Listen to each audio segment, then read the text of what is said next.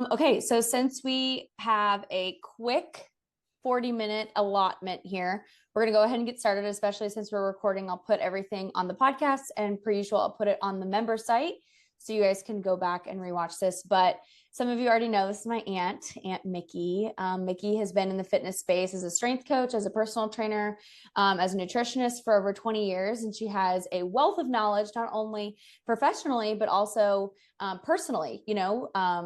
She's obviously my aunt, so she's my mom's sister. So I can definitely glean a lot of information from her on a personal level of going through, starting her training experience, through sports, high school, college, going through her 20s, having kids, and now she's entering the perimenopause years. And so she is going to kind of start off today, maybe giving her quick bio and her story, and we'll just kind of branch off from there. I will monitor the chat for us. And, if there's ever a time, that Mickee kind of pauses, feel free to unmute yourself and go ahead and ask her that question. But all right, Mickee, go ahead and take it from here. Yeah. Hey, Kels. Thanks for having me. This is super fun. Perimenopause is that club that none of us want to be in, but we are all either in it, will be in it, or have been in it. We don't have a choice there. So it is that time of life where we start having our hormones shift, right? From a regular cycle, those childbearing years, to where all of a sudden things start to get kind of irregular, a bunch of symptoms start to pop up. And then all of a sudden, can take anywhere from a few months. It can take up to 10 years that you're in this space of perimenopause. And then all of a sudden, on one day, after it's been 12 months of you having no cycle, that is menopause. So menopause is only one day. It is the day that you just have the anniversary of not having a cycle for 12 months. The next day is then postmenopause. So if the average age of women entering perimenopause is about 52, and it can start anywhere from 10 years. Some women enter much earlier in their 30s. And then the postmenopausal part can last for another 10 years or so. It can be a 20-year span of our life. And it is the biggest transformative body change time in a woman's life. And so there's not a lot of research out there. I feel like there's getting to be more conversation around it. But when I started kind of going through some of these things, I was like, no one's talking about this. I don't really know anything. My mom was very kind of tight-lipped. She had a hysterectomy in mid-40s, didn't really talk about, these types of things. And so it's kind of like, what's going on here? How come no one's talking about this? What am I supposed to feel like? And so I just turned 48, just for reference. And about a year and a half ago, I hired my own nutrition coach. It's nice to have a pair of unbiased eyes on your own journey, just to be like, hey, look at this a little differently. And we started talking through some things, and we were just getting all these things dialed in. And it was just like, I wasn't getting quite, it just felt like things were shifting. I was super exhausted all the time, kind of grumpy, moody. I just felt like I was starting to kind of store body fat in a way that I'd never had before, especially because not much had changed. My food was really dialed in. My workout programming was really excellent. Nothing was really changing, but I could just tell a shift in fat accumulation and loss of muscle. And so I was like, what is going on here? I feel like now, looking back, I probably had been in this space of things kind of changing for several years up to this point. So if I was to guess, I'd say my very early 40s, things kind of started getting a little different. And my own coach said, hey, you know what? If I were you, I would go get some testing, talk to your doctor, see kind of just get the conversation going around this. And I was like, yeah, right. I'm fine. Yeah, I don't need to do that. I can power through this. Right. But I did. And the first thing I went in, I kind of explained just some of those feelings I was having, a lot of brain fog, just that, like I said, that exhaustion, change of body composition. And so she said, you know what? She goes, generally when we treat menopause, and just caveat, I have a fabulous, very holistic, she's a medical doctor, but she's very functionally minded, holistic. And so she was really willing to listen to me and work with me kind of about how I wanted to approach the subject. There's a lot of doctors that gaslight you into being like, you're fine, you don't need it, the testing doesn't do anything, So that would be one thing I would encourage you, is really find somebody who will listen to you and kind of advocate for you. So she did this anyway. So we started talking, and she said, generally we kind of will treat symptoms.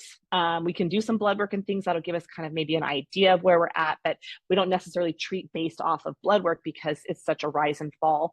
Hormones are fluctuating so greatly during this period. So we tested my, the first thing I noticed was my testosterone came back, and it was the average range is like 4 to, I think, like 70 or something like this. Mine was 11. And my doctor said, honestly, she goes, pretty much anything under 16 is like not functioning. She's like, so no wonder you're not feeling really great. And so, and we talked about estradiol and progesterone and things like that. But so, we kind of started slowly. And she said, do you want to take a more natural, more crunchy route? Do you want to do some HRT? And I was like, okay, like HRT sounds scary. I don't want to talk about this. Like this, I'm too young. That's not me. And so we kind of worked through some things, and she was really awesome, and kind of really encouraged me to like learn as much as I could for myself, because like all of you guys, it's your own journey and how you want to approach it. Not HRT is not for everyone, right? And so she said, we can look at some lifestyle factors, right? Like, which I always really encourage my own clients to do this first. Like, we often get sidetracked and start to major in the minors, where we will like go, okay, I need to have, all the Dutch test and all these spit tests, and I need to have all this lab work, and I need to take these vitamins, and I'm going to buy this thing on Instagram that I see, where instead of like going, okay, take a step back, let's make sure that first and foremost, we're eating the right amount of calories, that we're eating enough fiber, that we're eating enough protein, that we're working on kind of getting our stress level down. Because what happens when we're young, in our 20s and 30s, maybe 40s, we can handle a lot of stress. And all of a sudden we get to this point where hormones start to fluctuate, and it's like a tipping point. We just cannot physically handle that amount of stress. So it's like, let's look at how can we kind of reduce stress the best we can. What does our water intake look like? What is our steps, our activity, all of those things? Because what can happen is, as we start to not have as much energy, we might start to move a little less. We might start to just eat maybe 50 or 100 calories higher, but our level of our NEAT and our level of activity starts to drop. And pretty soon now we're in this space where I made a reel one time. Half the reels I make are just funny to me. I don't know if anybody else finds humor in them, but when I did was like, I may not have all my stuff together, but at least I did the dishes. And that is, unless you've been there, like you don't understand. Like I would wake up and my kitchen be full of dishes, and I was like, that right there was a sign to me that like that's not normal, because you make dinner and you just can't even fathom the thought of like cleaning the kitchen. You just want to sit on the couch and like you just don't even care. And so that was one of those signs, like, hey, like energy is off a little bit. So we started kind of talking through that. And so I wanted to kind of go that little bit more natural route at first, just to kind of see what that looks like. She said, look at your lifestyle factors first. And I was like, okay, I hear you, but I've got those dialed in. Like I'm eating 140 grams of protein. I had 30 grams of fiber. I strength train 4 days a week. I mean, like it was like all those things were like check, check, check. So we, she said, one thing to really look at is like omega-3s. You can use, depending on where you have highs and lows in your own specific hormones, like DIM, DHEA, some other natural supplements, black cohosh, things like that. So, I kind of tried a few things for a little while, and I was like, I just want to feel better. Like, I just don't feel like myself. So started out with a couple of supplements. We started with a really, really low dose testosterone and some estradiol. And so that personally was just kind of where I decided I wanted to kind of take that approach. I know for many women, I have one of my best friends, it's like she has a history of breast cancer in her family, and she's just like, the studies are still out, the research is still coming with that, with some of the hormone therapy and breast cancer, and there's mixed research now versus what was originally came out. So she's just kind of like, I'm not ready for that, and I'm like, great, that's totally your choice there. So that's kind of where I started with this perimenopausal journey. But when I first heard that it can be 20 years of your life, this little season, I was like, wait, what? Wait, what? So it's been a year and a half of changing some things and kind of working through some things. And I feel like just even in the last like month or two, anytime we add any type of supplementation, any type of hormone, things like that, it can take 90 days for it to kind of balance out. And so it's a time where you have to really be patient. It's not like, oh, go get estradiol patch. Oh, just go try some testosterone. You'll feel better in a week. Oh no, it can be 6 to 9 months before you kind of like start to kind of find that balance back out.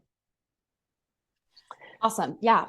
Thank you so much for talking through that. I really appreciate that. I thought something that you touched on briefly, I think was actually super important when you were talking about sometimes people major in the minors, but what we really need to do is just like major in the majors. And something that you kind of brought up is because your energy was low from having low testosterone, not only is that going to naturally uptick your your fat storage, but it's also kind of like doubling down because then your overall activity is starting to lessen. And the more that I read on this particular season of life, it's a lot of those secondary symptoms that you can experience, like maybe fat mass gain in areas that you haven't had before, lethargy, lack of motivation, muscle mass is shrinking. But a lot of those secondary symptoms can be really challenged if you strength train.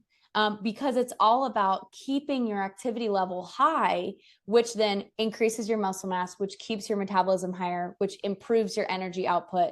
So it's this kind of this whole experience of trying to put it all together. So did you want to touch on that again before, like the overall activity piece and how that plays into it, before we break down like specific strength training needs and specific nutrition needs?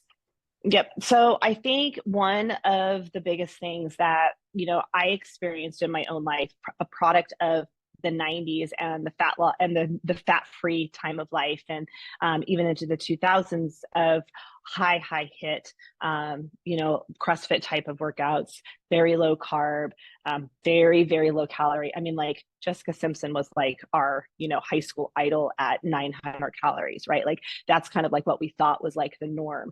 And so kind of coming out of that very backwards, really, thinking of caloric intake and what how that affects you, because what happens as we start to go through perimenopause, we have a decline in estradiol. And estradiol is kind of that main hormone that decreases, insulin sensitivity. It causes changes to bone structure, change to muscle mass and fat mass.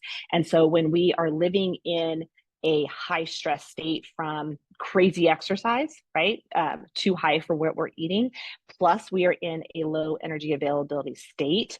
What happens is it triggers that like fight or flight in women, and it can increase that visceral fat and all of that. So really kind of like understanding that there is absolutely a place for HIIT, sit, weight training, but I feel like truly like our nutritional pyramid has to be built foundationally first, and making sure that we're eating enough. So, strength training, like 4 times a week if you can, with a progressive overload, which you guys are all with Kels, so I know you guys are in very good hands there. So just having that progressive overload program, and not approaching every single workout like you have to kill yourself. I think that was kind of a mindset that, probably if you're in this perimenopausal age right now, that's something that you might be thinking, like, if I come out of a workout and I'm not completely dead, did I even do anything? Was it worth it? Was it effective? Absolutely. And in fact, more so than ever, right? So I think it just kind of goes hand in hand, the nutrition piece, but absolutely the strength training piece, that as we're losing muscle mass, we want to stop that. We want to stop that runaway train, because like you said, like when we start having less and less energy, we just don't feel like moving it. We just don't have the oomph in our workouts. So it kind of goes hand in hand, making sure we're fueling our bodies enough so that we can give those workouts our best, right? Because we want to maintain as much muscle. I like to say, like, you want to think about, like, what do I want to look like as a 90-year-old lady, right? Kels and I had the coolest. Her great grandma, my grandma, was going down the water slides at 88 years old, hooting and hollering, right? Like, I mean, that's the kind of energy we have. I mean, my mother-in-law water skis by my house in a hot pink bikini. That's the kind of energy I want to have when I'm an old lady, right? Like, I want that vitality and that quality of life. And that determines really how I eat and how I move now versus having this super shrink mindset all the time. Yes, I agree.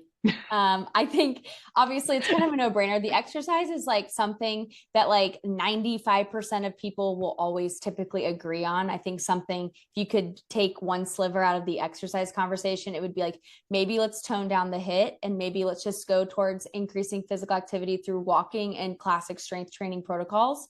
But I think something that gets really messy really fast is the nutrition conversation. So can you speak on how you have made those shifts over the years, and have you changed your mind, or have you stayed the same in regards to fasting, or some of those hotter topics in women's nutrition? Yep. So intermittent fasting, obviously, I feel like it was a big hot topic maybe a few years ago. I feel like it's still kind of out there, but I think that at least in the space I'm in, the people that I talk to, we really are like realizing that the research is not that favorable to intermittent fasting.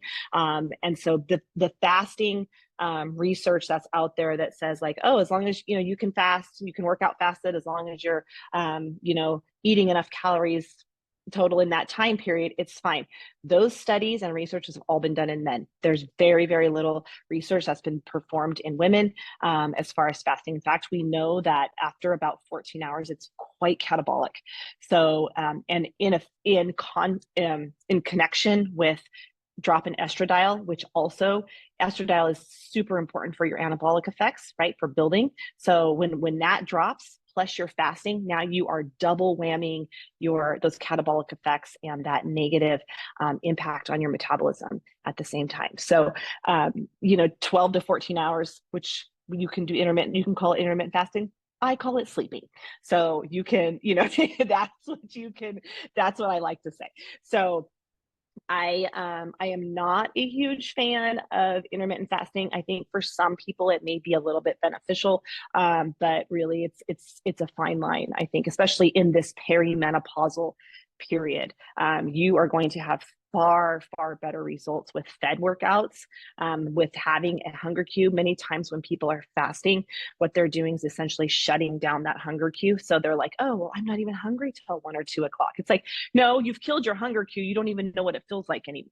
And so when you start feeding those clients or those friends and people appropriately, and they start eating within an hour or 2 of waking, start having that hunger cue, then we realize like, wow, like I actually was hungry. My body was in this like down regulated state. So we want to make sure that we're fueling ourselves correctly. Totally. I actually read an article recently that was super interesting about how we as women have a cortisol spike after exercise that lingers, but only if we're underfed. If we are fed, we do not have that stress, that hormonal stress response that stays with us continually. And cortisol in women is derived from progesterone. And so if we're thinking about going through that perimenopause timeline, your progesterone is already starting to lower because that's progestation, right? So if your body's kind of turning down that progestation hormone already, it's already, dropping, and then you're ramping your cortisol up because you're under fueling and over stressed, then you're just diminishing that hormone even further and kind of perpetuating that phase in your life. So I thought that was actually super interesting. So in regards to nutrition, you would just go back to the basics: 1 gram of protein per pound of ideal body weight. Where are you sitting at with your carbohydrates? What's your typical guidance on carbohydrates and fats? Because I think a lot of women know the protein and it's everyone says it's hard to get, but in regards to carbs and fats, like where do you steer people there? Yep. So just a little background. I work for a company called Elevated Pursuit Nutrition, EPN. And so we do these group cohorts. I do one-on-one nutrition coaching. And so at EPN, what we do is we believe that 0.7 to 1.1 gram of body weight is a great space to start for protein. So if somebody is very, very lean, very, very small, they can generally sit on that higher 1 to 1.1 gram of even body weight, right, of protein. Somebody who has some weight to lose, maybe overweight, maybe they sit more at the 0.7 kind of range. But for most women, I see I've worked with hundreds and hundreds of women clients, and almost everyone's kind of in like a 120 to about 160 gram of protein a day range, kind of in that space somewhere. And so with that being said, that is a very, very important macronutrient to be focused on, right? In addition, we need 14 grams per 1,000 calories of fiber. So 25 to 30 grams if you're around 2,000 calories of fiber. So those two things often are where we want to start. We want to look at that. We want to make sure that you're getting 3 meals a day, right? With one snack. We want to make sure our meals are big enough.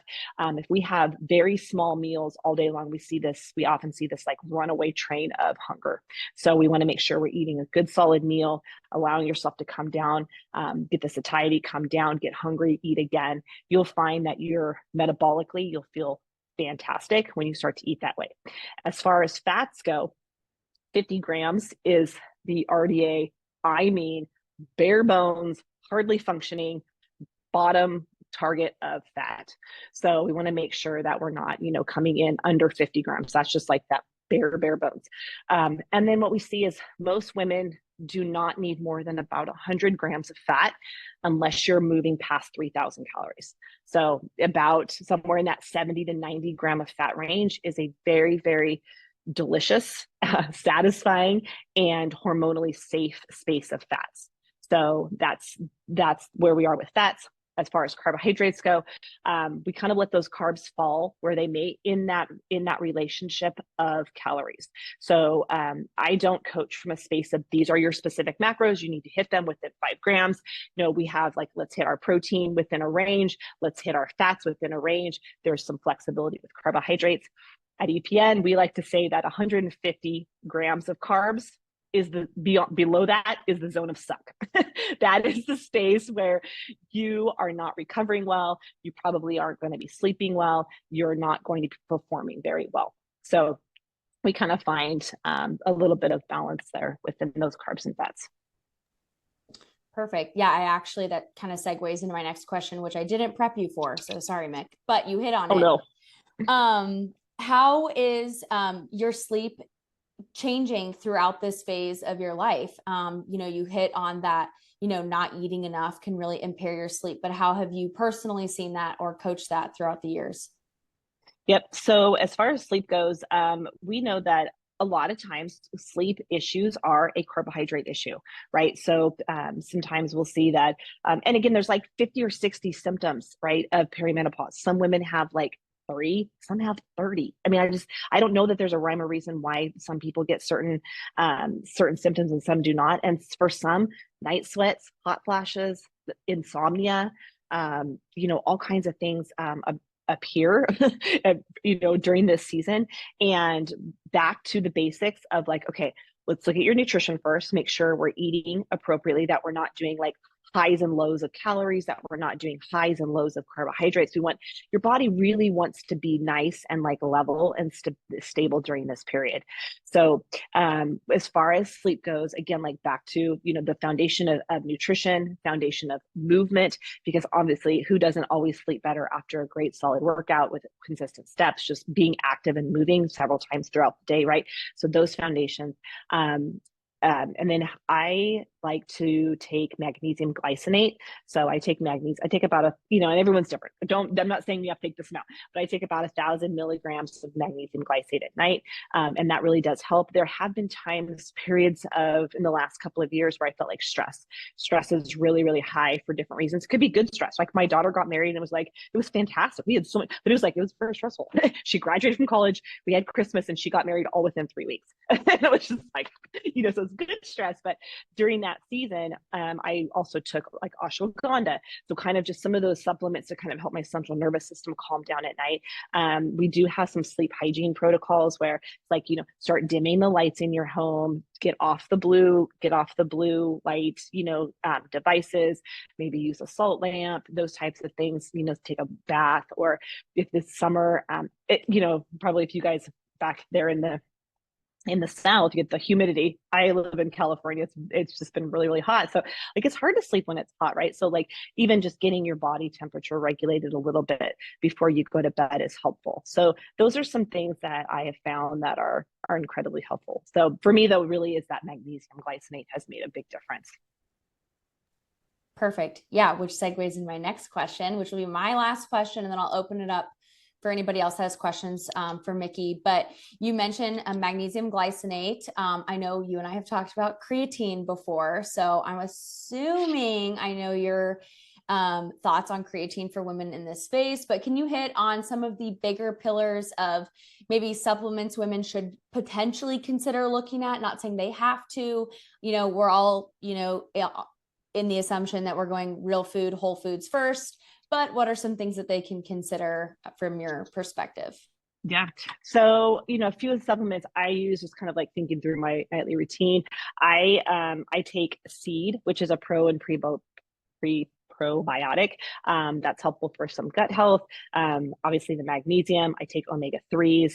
I take ashwagandha if needed. I don't take it all the time. Kind of more at this point now as needed on demand basis. Creatine, absolutely. I'm in full 100% agreement with Kelsey on creatine. I'm actually in agreement with Kelsey on almost everything. I don't think there's anything we don't agree on. So, creatine, I'd use element salt as kind of a supplement each day. Obviously, I don't know that it's a supplement. I think it's just part of a vitality for me every day is caffeine. And I'm trying to think what other ones. Give me some. Do you have a protein powder that you would recommend? Oh, yes. Yeah. So I'm a fan of, I use True Nutrition. So it's not expensive. If you're looking for a good protein, it's a hydro beef. It's like a beef isolate. So it's pretty much just like beef muscle, and I use their chocolate. And so that's all it is. There's I think it maybe has a little bit of some stevia in it for a sweetener, but not much. So I do use about 25 or 30 grams of protein every day to kind of help me hit my goals. So it's just, that's, when you're eating 140 grams or more of protein, that's a lot of protein at each meal, right? And so sometimes you need a little help there. So yeah, use protein, use creatine. When I am in a surplus, right? So we didn't even talk about nutrition phases, but when I'm in a surplus, I will actually even use highly branched chain amino acids just for some flavor and water. Also, I use a cyclic dextrin for extra carb powder, things like that to kind of help hit some of those targets. Awesome. Okay. We have about 10 minutes. If nobody asks a question, I already have one loaded. So I will pause my mouth until somebody else asks a question, because you guys are more important than I am at this point to have Mickee answer your questions. So I'm going to mute myself. If nobody asks a question within 30 seconds, then I will ask Mickee my question.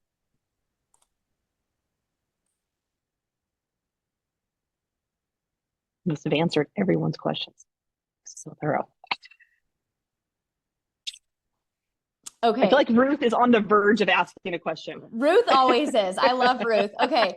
I got one in the chat. Suggested workout plans for perimenopausal women. Okay. I feel like you answered that, but that's okay. I do. I feel like the workout plan that you need for perimenopausal women is with Hey Yo More & Co. There you go, Mick. Good. Do you not write one for them? Yeah. I think the basic answer is progressive overload. Overload, minimal hit, lots of walking. That's usually how Absolutely. Would you agree to that? Okay. Absolutely. Oh, absolutely. Progressive overload is like the hands down, most important thing. Awesome. Okay. Ruth in the chat says, I'm so glad you went back over all the basic nutrition because I think that can be really helpful for me daily, even before going to the doctor for hormone panels. So exactly. And I think that's, there is like some hormone panels to be done. And sometimes I'm like, now I'm looking back and I think, if I when I was like 42 or so, I'm like, I wish I would have done one just to kind of see baseline where I was at. Because by the time I went in to do it, then I was like, well, this is where I'm at, but I don't know what was optimal, right? Because everyone's so different, right? My 11 testosterone might be, beyond terrible for you, might be just fine, right? So it's kind of like I wish I would have known when I felt good what some of those numbers were. But getting nutrition and those lifestyle factors dialed in first is the most important.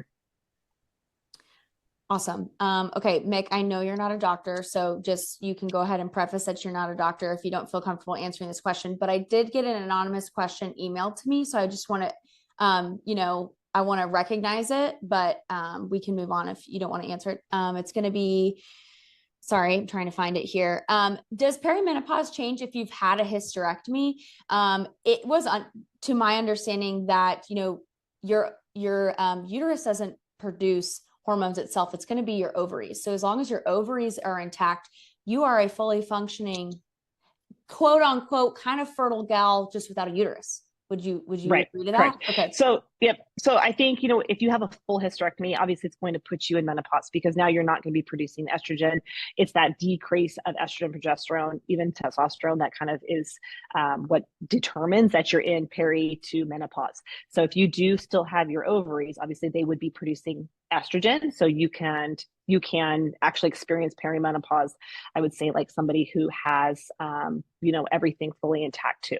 So it's one of the things that I'm not a doctor. I told Kels I only play one on TV. Just kidding.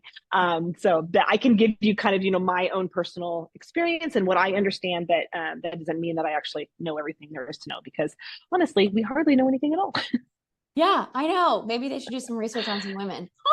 That's exactly it. I know we had this, we did have a doctor, functional medicine doctor, come talk to this, one of our elevated pursuit nutrition clients. And she said, she goes, if you ever hear of a research or anything that they're doing, volunteer for it. She's like, we need research that around women that are actually in this space and what's actually happening because we just don't have it.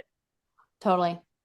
Totally. Yeah. I think going back to the hysterectomy question, I think that is a bit of a misnomer, I would say. I have had that question come up a couple of times to me about being like, they just automatically assume, you know, if their ovaries are still intact, but they've had a hysterectomy and their uterus has been taken out, that they are automatically in menopause or in perimenopause, you know, but the reality is like, that was just one functioning organ that really had one use. I could be mistaken. I feel like it has a little bit more to do with your ovaries than anything else.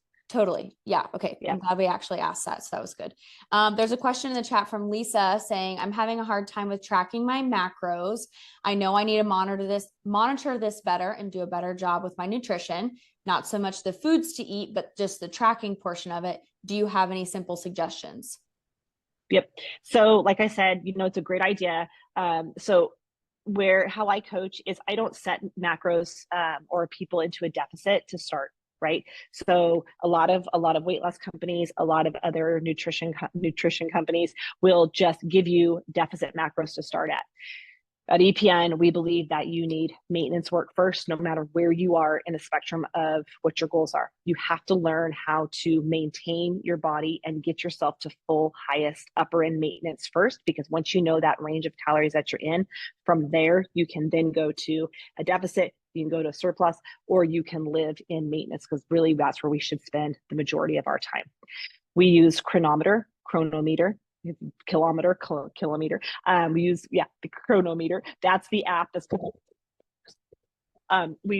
the app that we use as our gold standard for tracking. And so the thing that I love is that we coach from a place of minimums.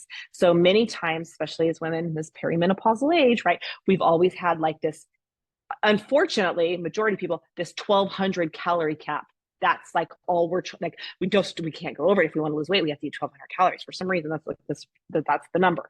Not true. So we coach from a place of minimums, like what we talked about. You would figure out what's your protein, kind of based on your body weight. Can you hit that? Can you hit that fiber amount? From there, can you hit a normal, healthy metabolic range of fats? What does that look like? What do your carbohydrates look like? How does that connect to your biofeedback markers? How are you sleeping? How is your hunger? How's your mood? How's your energy? How's your workout progression? All of that kind of factors into it. It's like, how high can we get in calories that we're not gaining weight, and can we maintain it and learn some foundational periods? So I would say simply, that's in a nutshell, it's kind of a fire hose there, but I would say really use chronometer is you can use a free version. You don't need to pay for it. Start just tracking your macros and just kind of start to understand and kind of take a look at it and be like, where's my protein? What are my fats like? Am I seeing big highs and lows in the days today? Am I eating, 2,700 calories one day and then 1,800 the next? And so, or am I nice and even and hitting this nice even balance of calories? So that's a great place to start. You can follow me at Sort of Fit Mick and always come over for nutrition coaching, because you guys obviously have a great workout program. Yeah, Mick does an amazing job. And we clearly share clients, so apparently it works out. Yes. Um, love that. Yeah, I would say I feel like most women just need to like track and get their foot like just on the app, to be honest. It's like such this daunting thing, and it's a mirror that causes such an emotional reaction that I'm just like, let's make it objective. Let's log and just see what your protein is today. Oh, it's 90 grams. Great. Tomorrow, let's get it to 100. Like it can remain fairly objective if we just kind of take those baby steps. So I really like that you guys kind of harp on the minimums rather than like these really strict numbers, because that can feel a little bit more difficult Yep. than it needs to be. Okay, we have about 3.5 minutes left. Speak now or forever hold your peace. Ruth says a kitchen scale. That is helpful. Oh, you use a kitchen scale, Ruth, or you need one? Oh, you Yes. use a kitchen Oh, no. scale. Okay, Definitely use Mickey, one. can you talk about that? So absolutely. I believe that, okay, here's the thing. If you are just getting into nutrition and you don't even know what a protein, a fat, or a carbohydrate are, there may be people that are there. Some people are like, I thought a banana was fattening. It's not, it's carbohydrate. But sometimes people don't even know that, right? But once you get a good like foundation of like what those macros are, the kinds of foods that you're trying to choose and how to build a healthy plate, then it is really important that you do weigh, your foods, at least your proteins for sure, right, in ounces and grams. That gives you, it's very accurate, right? Because that's the goal, is that we're accurate in what we're tracking and that we're not just eyeballing and guessing. Part of tracking food that sometimes feels overwhelming is like, it really is our goal to be able to not track down the road. But in order to get to that intuitive eating space, you have to track and understand what you're doing. So one quick tip before the time runs out and I get cut off: when you're weighing your food, put your scale on the counter, cover the weighing part with your hand so you don't know what it is. Look at the food, eyeball it, and be like, okay, I think that is 5.6 ounces of grilled chicken. Stick it on the scale, guess and see how close you are. Within 2 weeks, you will be an expert guesstimator. You will be able to track your foods out, and you will be able to crush those that accuracy in the tracking app. Super smart. I have never done that before. That is a great learning tip about covering this scale, like covering the number and then like guessing and then making that change. Like that is so good. I took something so good from you today, Mickey. Within the week or two, you'll look at your dinner at Chipotle and you'll be like, that's 4.72 ounces, and you'll be right. That's amazing. Oh my gosh. Okay, last question for you, Mick. If you could scream something at women in the perimenopausal years, something like stop doing ABC and start doing XYZ, what would you say? I would say don't panic when things start to shift, right? Don't slash calories and freak out and feel like you need to diet and like your world is over and you're feeling depressed and you hate yourself. Be kind, show yourself grace. Reach out to Kelsey, reach out to me. We are more than happy to help you and let's get you to a space where you're foundationally have that your nutrition solid, that you're not majoring in the minors, but you're majoring in the majors, and that you are following progressive overload. Love it. Mickey, where can we find you? You already did a shout out, but say it again. Sorta Fit Mick on Instagram. Sorta Fit. Sorta Fit Mick. I mean, you are fit, Mick. But I remember when you changed your Instagram handle, and I was like, that is so clever, but also not Mickey because you're very fit. But your personality is like sort of fit, Mick. But I'm like, no, you're really fit. Like, what? Well, I did it as like a kind of a joke, but it's like, I like to live real life. I like people to relate to me and to be like, oh yeah, she's just like a normal girl, but she'll kick your butt if you see her in the gym. Exactly. Well, thank you, Mickey. We'll talk soon. Thanks, ladies. Yes. Bye. Great hat. Thanks for having me. Bye.